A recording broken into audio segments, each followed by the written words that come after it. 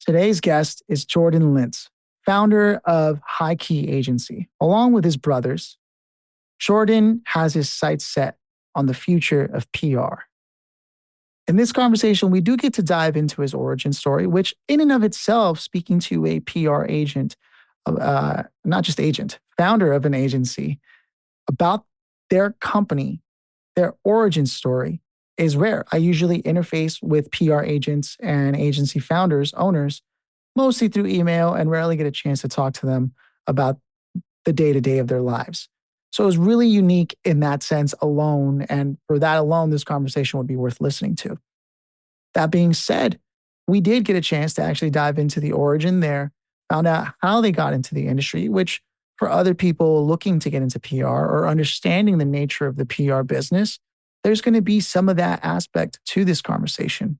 The best part about talking to Jordan, though, is that while many are still focused on what's happening right now and doing well, Jordan and his agency, High Key Agency, are doing well right now, understand the technologies now, represent high-profile celebrities and do brand collaborations, but also have their sights set on the future technologies that PR agents can leverage to represent their best. And that's what this conversation is about. So if that's of interest to you and you want to learn more about the idea of decentralized social media and how a PR agency sees that fitting into the scope of things, this is the conversation for you. Without further ado, Jordan Lintz. Okay, Jordan, thanks for stopping by, man. Glad that we're doing this. And, I can scarcely think of how many people I've spoken to who are actually in the PR business. So I think it's a great opportunity to explore a lot of things, especially with a high growth company like yours that's exploding. You've got high profile guests that are coming in. Not all agencies have that privilege or that fortune to be able to say that. So first of all, how you doing today, man? Well, I appreciate you having me, and I look forward to diving in here. Yeah, man. Yeah, it sounds like you're stoked. Look, man, I've done, I don't know, I've worked with probably somewhere near 40 or 50 different PR agencies and like over 2,000 episodes. And they all work differently, man. It's crazy. Even though it's in the same business, they all work differently. Where did you get your teeth cut for PR? Because everyone's story is so different, right? Like you never know where people are coming from. What's your background? So for PR explicitly, we started in the online realm with e-commerce specifically. And that kind of developed our sense of branding for the High Key brand.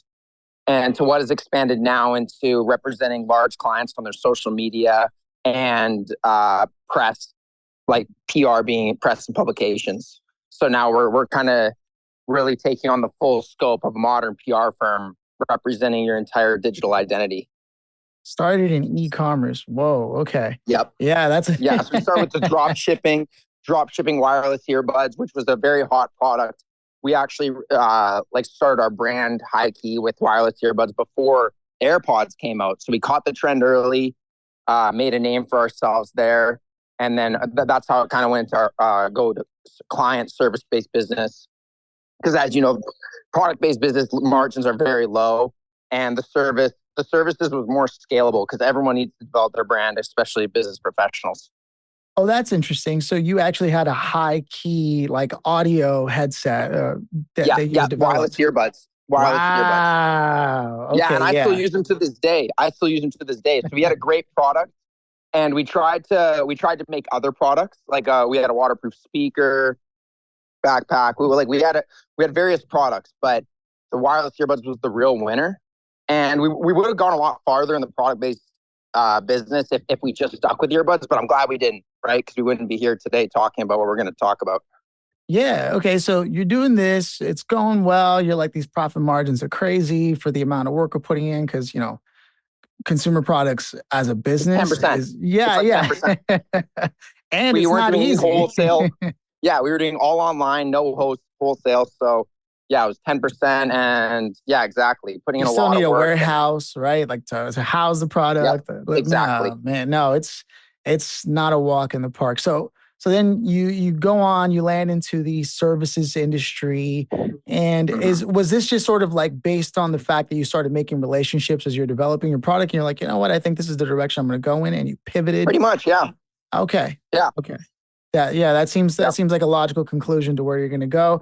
And then what was it? Was it bumpy at first when you were trying to get things off the ground in the service industry, or was it just a natural fit for you? I would say it was bumpy in the product world, and that led it to be less bumpy in the service world, where we started making much more money, much better margins, and it just made a whole lot more sense. And we're scaling. We're in major scale mode now. Yeah, no, we were talking about before we launched this into this conversation. You were saying you're exploding in growth, got high profile clients. How do you hire on your team for working with people like that? Because as you know, not just anybody can keep their cool when working with high profile people, For sure, for and high sure. profile Our people aren't publicist, always yeah, what they look like on the other side either.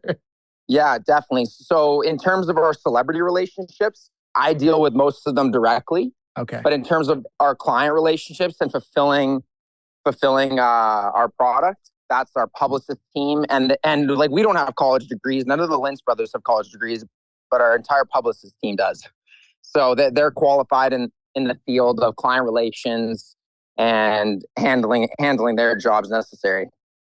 Oh, that's interesting. You mentioned Lintz Brothers, so it's you run this concurrently with your brothers.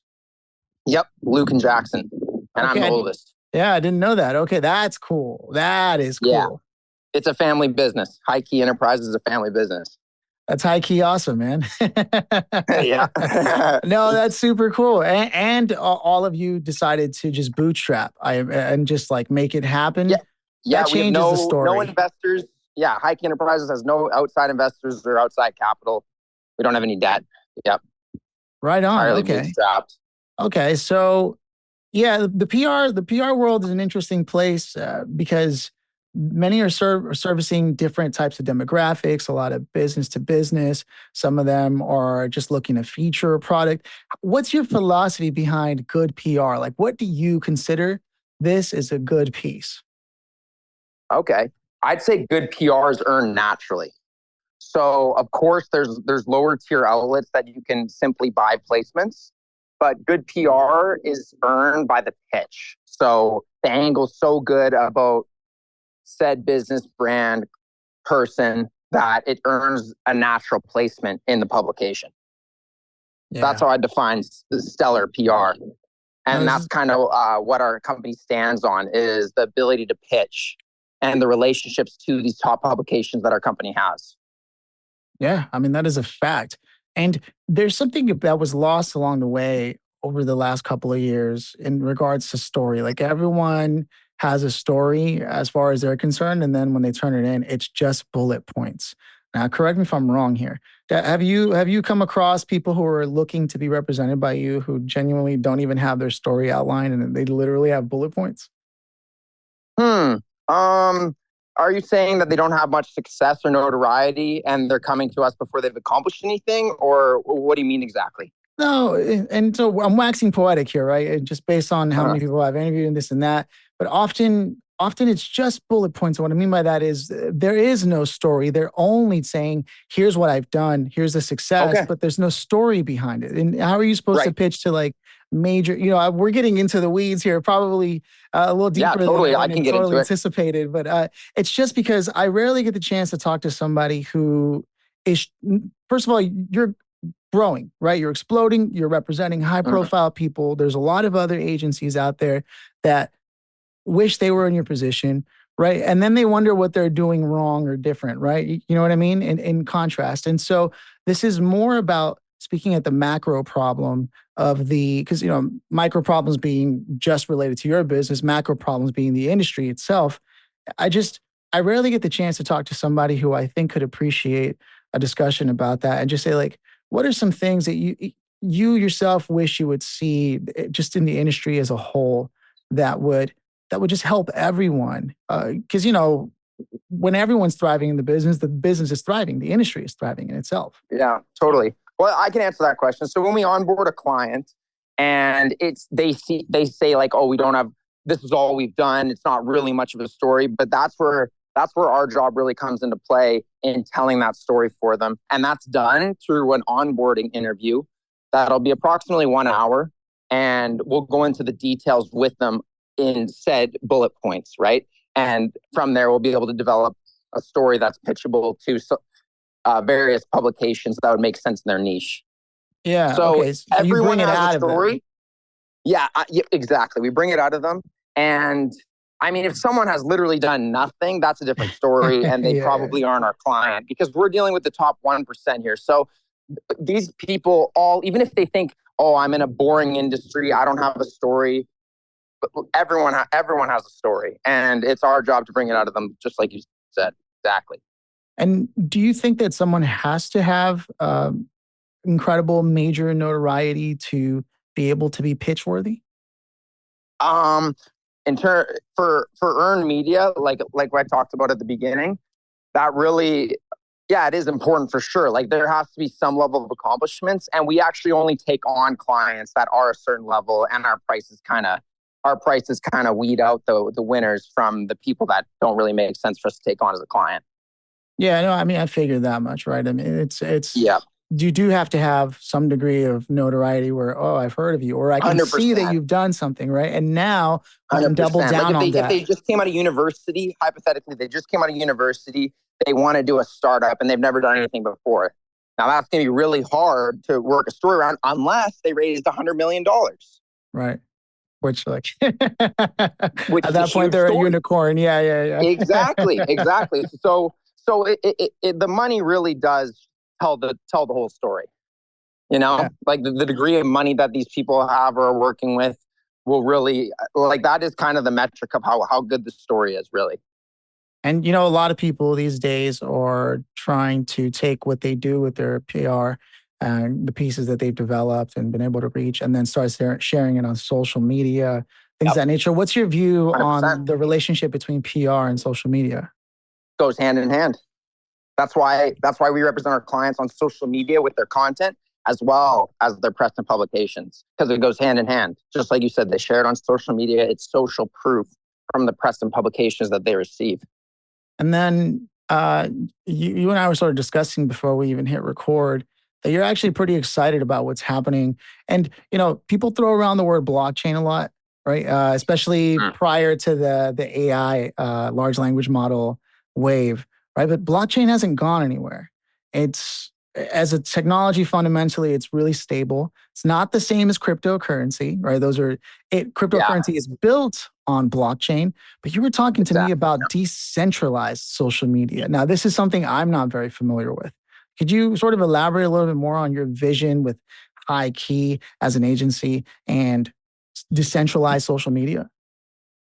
Yeah, so decentralized social blockchain, it's the leading blockchain for the new social fi category. Like, you have DeFi, decentralized finance. Well, this is decentralized social.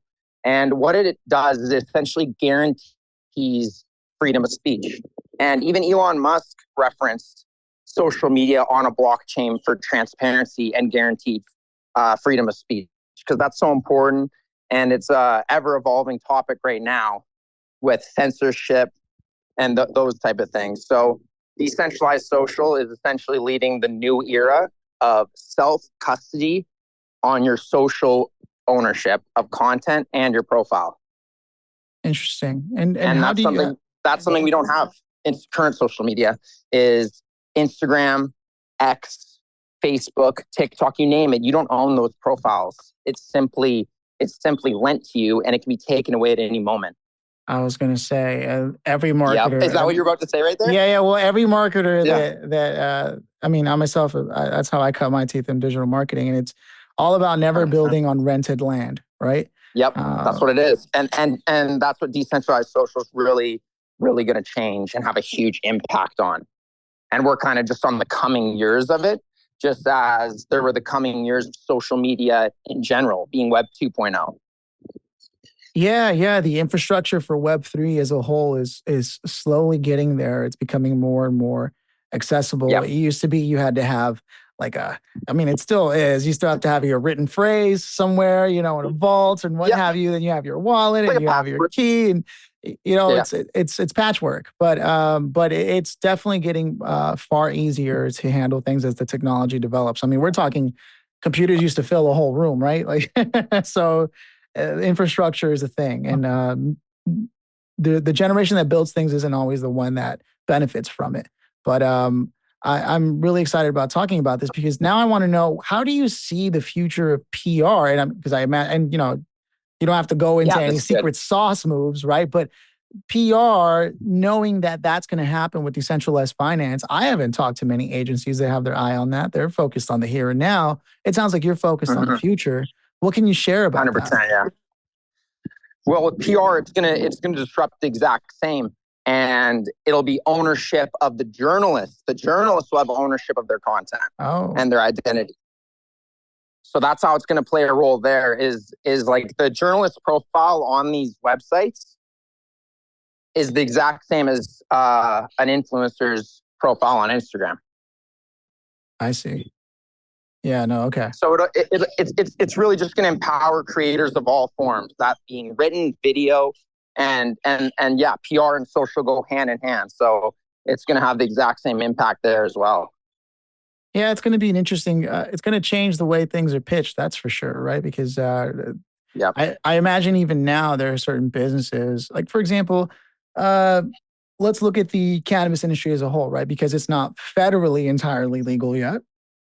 Certain stories, certain businesses can't necessarily pitch to major publications. That's not how that works, Exactly. right? Actually, that's a good observation. Cannabis is one of those.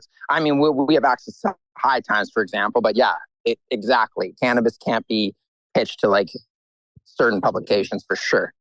And I've been lucky enough to interview a lot of shops that fairly recently, even a lot of shops that are really trying to do their best to heal the community, give them, take the edge off, things of that nature, give them a place they can congregate. And unfortunately, they themselves can't even locally do sort of like a group event, sort of, or like they can't open up a cafe and invite people to actively use while around there because it's still sort of muddy, right? And what does that do to a community, right? You have bars and you see what happens there, right? But cannabis and alcohol are two entirely different tones of social setting, right? And so it's just, I think it's interesting, and to know that the decentralized future will be able to promote stories like that and give businesses like that the opportunity to move forward, like High Times, one of your clients you said that you have access to. I mean, that's one of many scenarios I can see playing out in the future. And interesting enough to know that you're positioning yourself to be one of the first agencies that will be representing people on that decentralized social blockchain. That's super, Yeah, super absolutely. We want to unique. look at ourselves as pioneers for sure. Traveling to the West, digging for gold, man. Yeah. Well, for us, it's more of the lower east. We're here in Puerto Rico. Oh, no way. Okay. Yeah. Yep. High Key Enterprise is based out of Puerto Rico. You know what? I'm not mad at that. I'm not mad at that at all, man. I'm sure it's Yeah, beautiful out it's there. nice. I'm literally taking this podcast on the beach right now, Oh, man. Sounds nice. High getting key. those steps in. Right on, man. Well, look, man, we've been having a really interesting conversation, but I want to roll out the red carpet for you. Is there anything in particular you want the listeners to know, whether it's other agencies, people who want to be represented, other just business owners who've been listening, who happen to be our predominant demographic here listening? What do you want them to know about what you're doing? Where do you want them to go? Yeah. So High Key Enterprises, we're focusing on developing the largest relationships with A-list celebrities and in tandem with top publications and news outlets. So, and then we're connecting our clients. We're essentially the middle to give our clients access to these A-list celebrities for their brand collaborations, as well as the top media publications for their brand. So we're essentially that key to Ah, I those see what you did connections. there. I see what you did there. It's literally a high key. Yeah, yeah, yeah. Got it. Okay, Yeah. that makes sense. In terms of the celebrities, I'll give it a little background there. We have the relationships with the celebrities like Khloe Kardashian, Nicki Minaj, Cardi B, Kevin Hart, Snoop Dogg, Lil Baby. The list goes on and on. Is we've done celebrity giveaways on Instagram to grow our clients' Instagram pages. And that's how we've developed those relationships and how we have the capabilities to now directly connect celebrities to our clients for a campaign, for their brand, whatever it may be. Right. So this is a direct relationship you have with them, not Yes, some third party. We're going to try to exactly. make Yeah. this work. Yeah. Yeah. Okay. And Right we have the on. social proof to prove it on our Instagram, High Key Clout. You can see all of our celebrity collaborations. And then High Key Agency, like these are all our wings of High Key Enterprises. And is there anywhere in particular you want the listener to go visit after having heard this conversation, listen to it? Yeah, you can go to highkeyagency.com. Right on. Okay. Well, it's been an absolute pleasure, Jordan. I don't want to keep you from Puerto Rico for too long Oh, here. dude, keep firing away. Let's go. Let's go. I'm ready. Well, I'm ready for more let questions.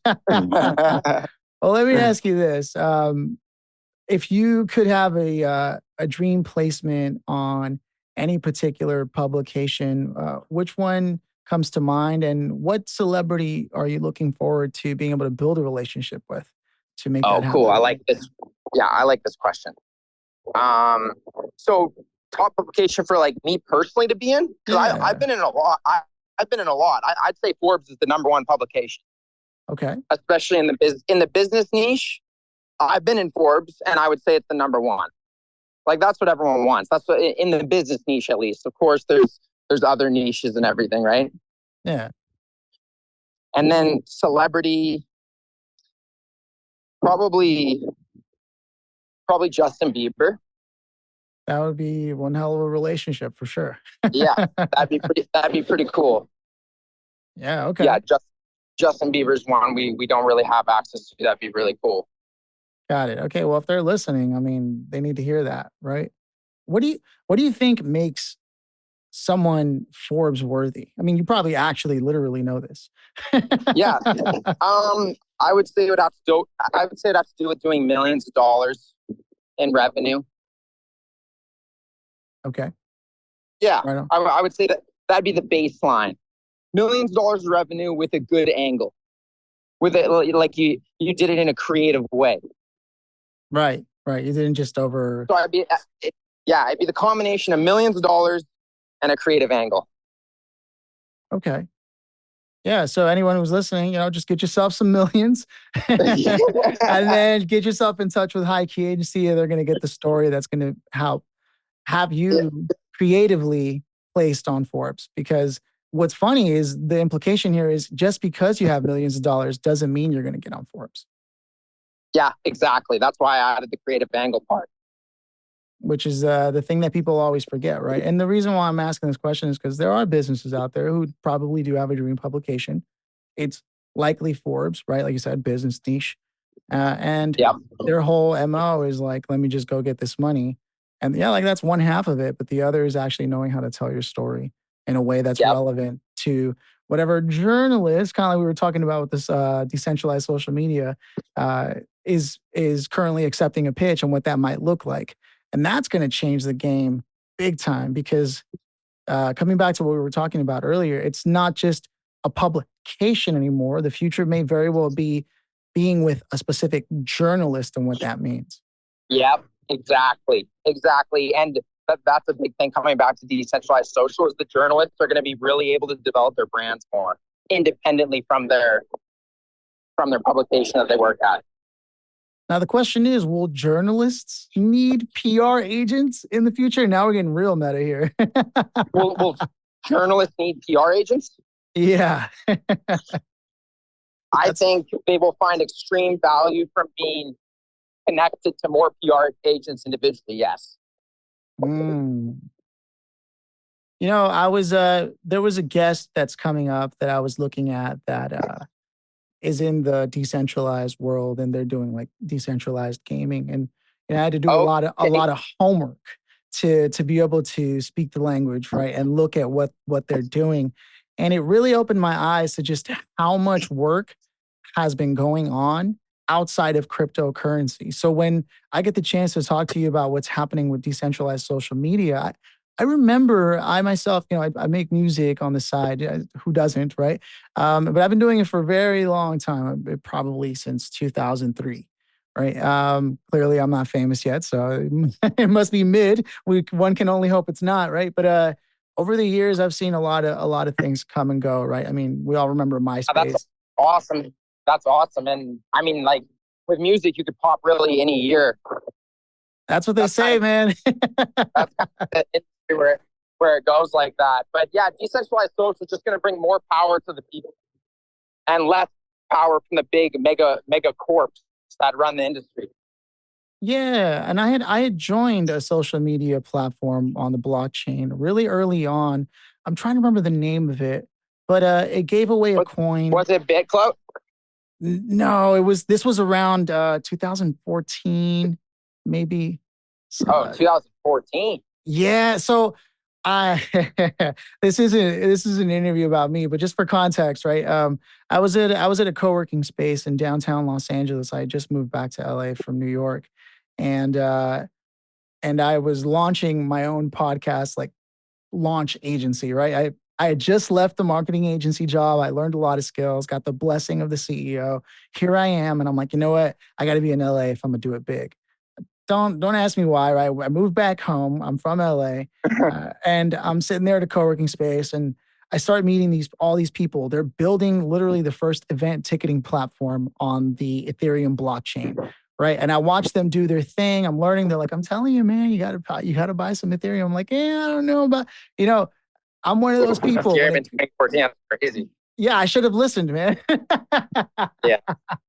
You know what I mean? This was like back when you could get it like for pennies on the dollar, and the list goes on. Oh yeah. Even in New York. Well, now you have me here telling you about DSO, bro. You're right. No, you're 100% right. I was grabbing coffee in Industry City in Brooklyn when somebody was trying to tell me about Bitcoin really early on. We're talking like 2013, 2012, right? So I say all this in context while talking to you so that people understand that they always talk about how they missed out. It's like you said, right? And here we are talking about decentralized social media. I remember I had to take a video of myself with me saying, this is the real me, which is absurd now with AI in the picture, right? And it was about proving yourself. And as you posted, you gained coin, and that was your reward that you could exchange somewhere on the blockchain that accepted their coin, of course. So those were sort of the this challenges. was 2014? Yeah, man. Oh, I wish I could tell you the name of it. You know what? After our call, our podcast here, I'll go through my old emails and see if I can find what the name of it was. But it eventually got purchased and turned into something else. There was even the SoundCloud as well. There was another platform that was like the SoundCloud of blockchain early on around that time. There was a lot going on, a lot of ICOs, if you will.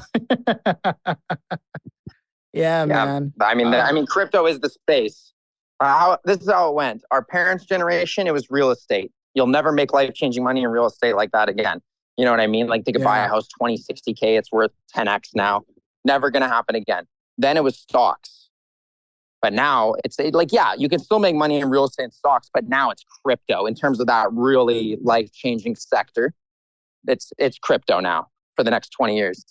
Because that's where the pioneers are. That's where the people on the cutting edge, the bleeding edge are. Yeah. Well, it's the blockchain transparency.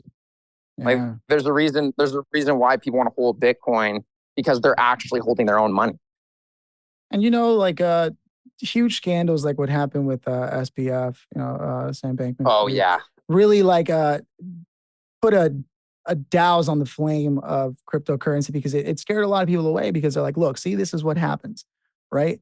And see, I would argue that's just more of a company. That's not even about crypto. Mm-hmm. It's more of that's a company flaw. That's a company, that's a person flaw. That isn't a flaw on Bitcoin, It doesn't really flaw blockchain technology or Bitcoin. I don't like to say crypto. It's all entrepreneur and cryptocurrency are two words I don't really like, because it carries some weird things with them. Yeah, this is true. Everyone is an entrepreneur. Lots of fake entrepreneurs, lots of fake cryptocurrencies. That's 100%. Oh man, the list of coins out there. It's nuts. Yeah, it's nuts. It's all garbage. Yeah, no, 100%. And it has nothing to do with the actual fundamental technology, the blockchain, right? Which is it's a ledger that you cannot, as the word, there's the non-fungible token, right? And each transaction itself is technically an NFT, no? Yeah. Yeah, I mean, yeah, in a way, like Bitcoin's almost an NFT, because it's like you can't create more of it. Yeah, the ones that were the cryptocurrencies just printing don't make any sense. it's like the US dollar. Like the US dollar makes 0 cents. Man, does it. And yet here we are running an entire nation on it. And then we're I talking know. about regulation around. I mean, DeFi itself is a whole other subject there. And I've been fortunate enough to speak with some people about that as well. Lawyers actually that are watching as regulations are developing. There was a couple of projects we tried starting. They ended up not having the time to follow through with any of that stuff, which hey, lawyers busy as it is. But you're right, man. And this is a conversation. I mean, if anybody's wondering, right? If you take a look at what's happening here and you listen to what the founder of an agency that started off in an e-commerce business and was able to pivot, right? And pivot meaning change of tactic, not Mm-hmm. change of vision, right? You always had the intention of doing great things, impacting many people, and you Yep. pivoted, right, to where it made the most sense, where it was sustainable. Now you're out in Puerto Rico, right? You're rubbing shoulders with A-lists, right? And you're getting placements for people who need that kind of footwork done, right? And you're doing this, and now you're also putting your foot into what's going to be the future, right? With decentralized social media. And here we are having this discussion so that people can now see even just your general conversation is someone who considers what the future holds, how business and the nature of Web3 is going to look. And in my Mm-hmm. opinion, when you're going to choose who you're going to be working with, who are you going to choose? Somebody who's only focused on the now, or someone who understands what's happening now and understands what's happening as things are Exactly, dude. developing? Yeah. Yeah. That's the difference. That's us to a T. Exactly, man. And pivoting is so important. Honestly, it's probably one of the greatest skills we developed is the ability to pivot. Yeah. No, man. I mean, Because if shit's not going right, like I mean, there's people who are like, you only lose if you quit. Well, sometimes you need to know when to quit and pivot. Like you might not need to quit everything, but you might need to pivot within your company to something else, and that's what we did. And it's definitely, yeah, knowing when to quit on certain things is important. I mean, it was evident, right? Because imagine Yeah, if you had stayed where you were in e-commerce. I mean, I yeah, we might myself, have been mildly successful, but it wouldn't be anything like we have now. 100% not. yeah, I used to sell drop shipping and things of that nature. I actually helped Mhm. someone build their Amazon store from the ground up. I was like their first employee. This was years ago. It's like early Amazon, when they didn't even have branding on the boxes, and that they would ship. And we were selling Oh yeah, fashion tungsten rings, right? And man, let me tell you, we were raking in the dough. And funny, I know I can't say that I didn't get anything from it, but I definitely helped somebody build their business. But then again, that's part of being an employee, right? You're not the one that fronted the capital, so you don't yep, get that yep. reward, even if you did help, be on board the first 15 employees and this and that and build the business. At that point, it's up to the person you're working with to want to cut you in on the action. Yeah, that Um, is really the difference between an employee and the company owner is the risk. You have the yeah. guaranteed check as an employee. Yeah. And I think the key for us with hiring is finding really good entrepreneurs. So Hmm. these are the people that find passion in building within a company. And we have some really good ones on our team. So we're blessed for that. And that's what we're looking for. We have hired entrepreneurs and we always fire them because they need to go do their own thing.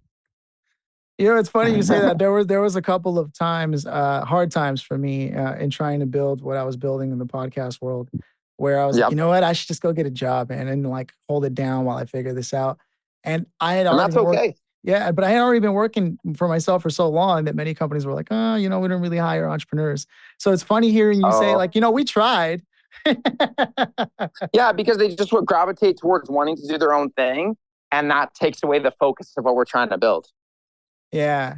Yeah. But what's funny is I never knew what made a good employee until I worked for myself and I took on the risk and I realized how much the people who are launching something and building something, especially from scratch, not funded by venture capital of some kind, right? But from just bootstrapping, the kind of risk Right. you're taking, the stress of not having enough runway, right? And these are all things that like entrepreneurs, people who are building a business, these are stresses that are unique to them that only they know that they could never talk to their employees about because that's like, you're going to tell your employee, look, we only have 2 weeks of runway. Maybe maybe the really tight knit Hmm. bootstrapping. But then those employees are also set to become entrepreneurs themselves one day if they're a part of a company like that.